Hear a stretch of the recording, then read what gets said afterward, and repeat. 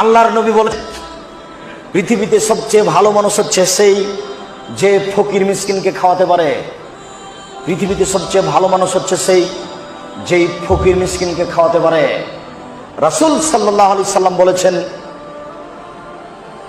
আস-সাইল আল মাসাকিন, ফকির মিসকিনকে খাওয়ালে 3টি আমলের নেকি হয়।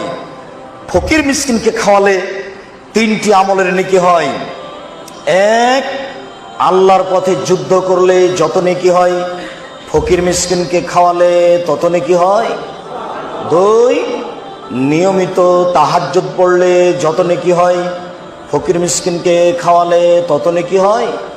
3, নিয়মিত নফল রোজা থাকলে যত নেকি হয় ফকির মিসকিনকে খাওয়ালে তত নেকি হয়। 1 আমলে 3 আমল, 1 আমলে 3 আমল। আমলটা হলো কি বলেন তো দেখি?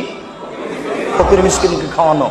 বাড়ি যাবেন আর বলবেন 1 আমলে 3 আমল, 1 আমলে 3 আমল। 3 আমলের 1 নাম্বার, আল্লাহর পথে যুদ্ধ করলে যত নেকি হয় ফকির মিসকিনকে খাওয়ালে তত নেকি হয়।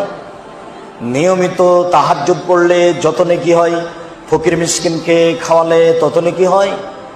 নিয়মিত নফল রোজা সিয়াম থাকলে যত নেকি হয় ফকির মিসকিনকে খাওয়ালে তত নেকি হয়। মনে থাকবে না? আপনার বাপের অভ্যাস ছিল মসজিদ থেকে ফকির ধরে আনা। বাড়িতে ছিল 2 জন কিষান কামলা। আপনারা ছিলেন 10 ভাই বোন।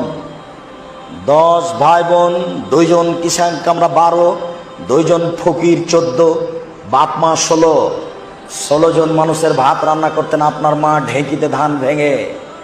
কোনোদিন আপনার বাপ মা কোনোদিন ভারী মনে করেনি। আপনার স্ত্রী যেখানে ভাত রান্না করে সেখানে আছে গ্যাসের চুলা, সেখানে আছে ফ্রিজ, সবকিছু রেডি। রাত 10টার সময় গিয়ে বলছেন, খালেদা একটু উঠো তো, একটা মেহমান আছে, একটু উঠো, খানা পানা একটু রেডি করো। হ্যাঁ, তুমি মেহমান নিশ্চয় একটা ঝামেলা পাকাও। নাক ছিটকানি দিল। এই বউ তালাক দিতে হবে, এর নাম হস্তিনী। এ দিয়ে সংসার চলবে না। আমি বউ তালাক দিতে বলিনি, তবে পরামর্শ দিচ্ছি।